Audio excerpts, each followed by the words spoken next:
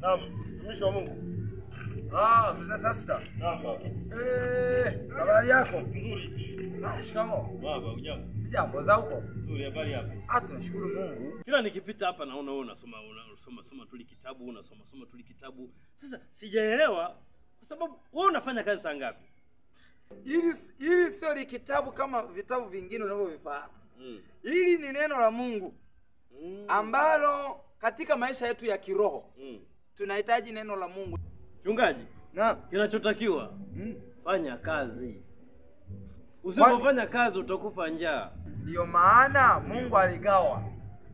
Utakuta watu wote duniani, dunia hii utakuta watu wote wako shambani.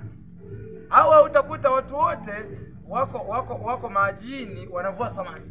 Maana watu Mungu amegawa. Mtumishi, fanya kazi. Unafahamu wa kiroho kweli mzee wewe? Hayo maneno ni ya kwako, mimi nakwambia fanya kazi, soma Biblia, fanya na kazi.